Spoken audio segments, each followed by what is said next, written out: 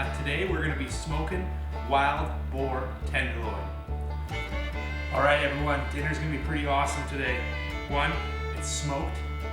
2, it's wild boar. Look at the size of this thing. It's like the size of my forearm. So, we picked this up from Lake Audie Meats, or picked up with the purpose of serving at our pop-up carnivore dinner back in November. But due to COVID, it was canceled, and we have been dining fine ever since because we are eating what we got. And this here is probably 3 times the size of a regular pork tenderloin.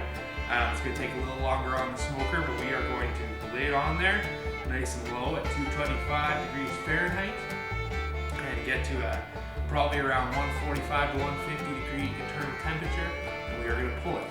This doesn't require a ton of steps. I'm going to show you how simple it really is. So Wild Boar Tenderloin is like roughly the size of my forearm here. I've got a couple of these. Today I'm going to smoke it. I'll probably do one next week in the sous vide. I'll probably make a film of that as well. See how that turns out. I imagine it's going to be wonderful. But for the first one, we're going to do what I do best personally, and that is smoking. Super simple. It's not going to require a lot of steps. It's more of a time issue. But it's not going to take more than a couple hours to get it where we need it to be. We're going to serve this with some roasted vegetables, probably a herb and garlic potato mash, and it's going to be delightful. So I realize wild boar is not readily available. We do have a lot of these guys wild in our province, so if you're able to get out there to the Spruce Woods area and get your own, great. If not, just simply sub in this recipe with normal pork tenderloin. It's just not going to take as long on the smoker because it is a much smaller cut of meat on a regular pig. So here we go. So some equipment you're going to need to make this much easier on yourself is a digital thermometer. So right here I have the Kiridori. Stick this thing into the meaty portion, and which is the whole thing, but I like to stick it right up. And yeah, it gives you that internal temperature. It's wireless, so I can have it inside with me while my smoker does its thing, and I'll know exactly where it's at. So you don't have to have it, but it is nice to have. You can simply just probe it later on with whatever you got, but that is nice when it's cold outside like it is here in Manitoba right now. A cutting board is good to have. You need your basic utensils, and obviously the smoker, whether it be a pellet grill, an offset where you're using your own wood, you name it. So if you don't have a smoker, you can get those smoker boxes. In town here, we got them at the local home hardware, and you just fill it with soaked wood chips. And you can actually put this in your barbecue, turn it down real low, and if you line the inside with foil, you don't even have to do that, but if you do that to block off as much of the airflow as you can, so the smoke's not just getting sucked out, that works great. That's what I did years ago when I first started smoking stuff here at home, was I just converted my barbecue. I still have that unit, I never use it. I rarely cook with propane. That thing is just kind of set off to the side, and I'll use those smoker boxes from time to time because it actually lays on a pretty heavy smoked flavor, more so than the pellet grill. And that's why people love the pellet grill, because it is a mild smoke flavor. It's not overpowering, but it is still there. It's super easy to use. Anyone can do it. You throw it on and leave it. Now with all the digital stuff they got Wi-Fi capabilities, Bluetooth, my new Pit Boss Laredo 1000 they just sent me. It connects to my phone, and I can see with the 2 digital probes in there, I can see exactly from my living room what is going on outside when I'm in the comfort of my own home. So it's super luxurious. I highly recommend getting one. Today we're going to use my Simple Pit Boss, my little family unit, the one I started with years ago. It's tiny, but it's perfect size for this, and it's all I need. Alright, so you're going to preheat your smoker. Do it start, burn off thing, whatever you want, but then bring it back down to 225 degrees Fahrenheit.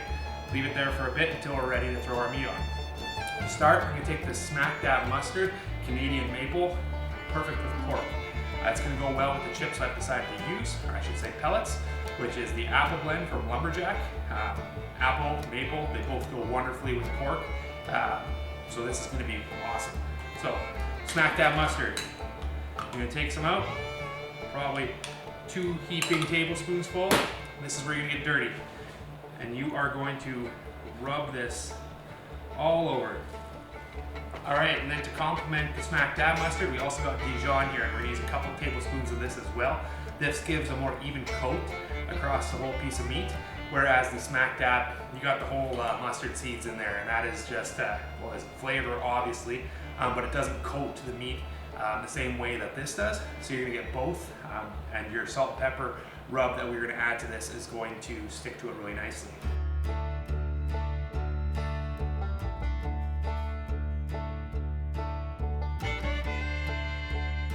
All right, so we've coated our tenderloin in the Dijon mustard and the smack dab Canadian maple.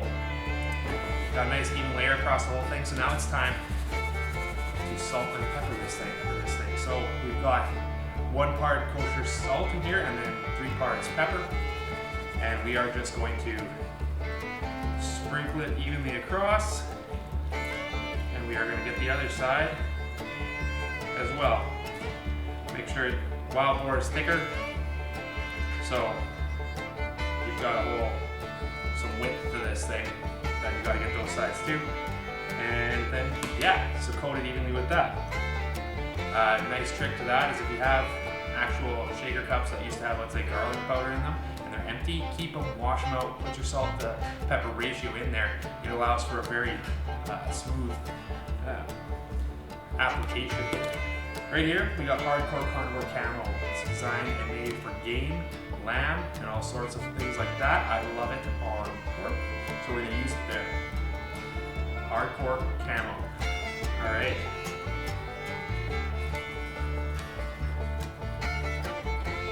Nice and liberal amount of that as well.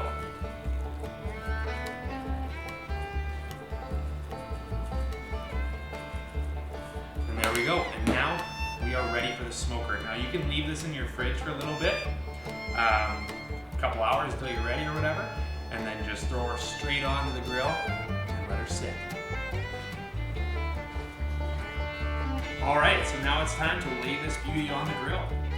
Got this beautiful massive set of tongs that Big Boss sent me, and for a beautiful massive piece of meat. So we're gonna take this little cutting board right out back, and we're just gonna lay it on the grill. All right. So our tenderloin is on the grill right now, and it is gonna sit there for a few hours. That's the one thing with smoking, it is a time investment. So you don't wanna rush this, you wanna let it do its thing. That's where the digital meat thermometer is almost essential. So you know where it's at and what time to pull it correctly, because you hate to work all day, in this case only a couple hours, but you hate to put in all that time and effort only to have it overcooked. We're gonna cook this thing to about 145 degrees. That's where you wanna get it to, Fahrenheit. I'm probably gonna pull it at 140 and let it rest a bit. It's gonna continue cooking a little bit after that as I throw it in my K-Bro for about 30 minutes to an hour or wherever I'm ready to use it. But it will increase in there as well because those things are well insulated. But yeah, you're gonna wanna get that thing to 145 degrees Fahrenheit. You can go further. They used to say 160 for pork and stuff, especially for ground meats. That's where you're gonna wanna get to. But for me personally, this is where I'm going with it. I am comfortable this way, so do whatever you're comfortable with. If you're not sure, Google, just look up safe internal temps of whatever meat you're cooking. All right, so this is the screen on my digital thermometer. You can see I can cycle through medium well, medium, etc. Through Fahrenheit and Celsius. For this one, I like Fahrenheit with everything. But we're gonna go right into pork there. And we are going to get her down. Looks like she won't go down further than 160, and that's not what I want. So we're gonna go to a meat type that allows for that. And we're gonna bring her down to 140 there. And that's where we're gonna have it at. Now I'm gonna show you how we do this. All right, so there it's on our grill. Thermometer, the probe. We're gonna stick it right up inside there. Make sure it stayed in and didn't poke through. Looks pretty good like that. And now we'll close it back up. Well, we hit our temp. We actually pulled it at 145. We're gonna let it rest now for a little bit, and we're gonna slice into it. It smells so good. Can't wait to get at it. Now I'm gonna just get the vegetables out of the oven and get plating. I actually decided to smoke this thing on the lowest setting, just the smoke setting for a little bit, not long, about a half hour. It keeps it below 200 degrees and just puts a a lot of smoke through the barrel, just to get more of that flavor in there. And then I turned it up to 225. And with the temperature we have outside, it hovered around 200 degrees inside there on the actual thermometer. And it took roughly 2 hours. So by the looks of it, I'm very happy with it, but we'll see what it looks like on the inside. And yeah, we'll know in about 20 minutes. All right, we've waited 20-30 minutes, closer to 30 actually, so now it's time to slice into this. We are gonna have some fun.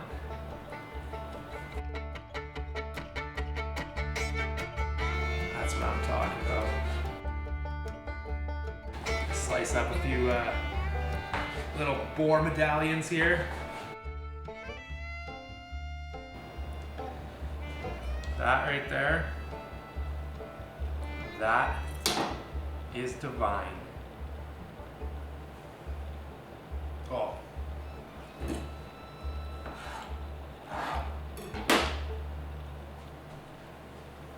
So tender, so good. You taste the smoke. That crust is amazing. That is a good piece of meat. Highly recommend. Okay, so we're plated up and ready to go.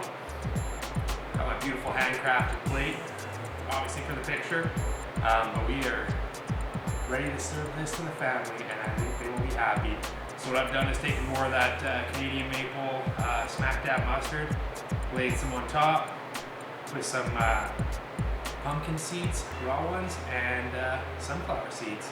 A little bit of a seedy and change the texture a little bit.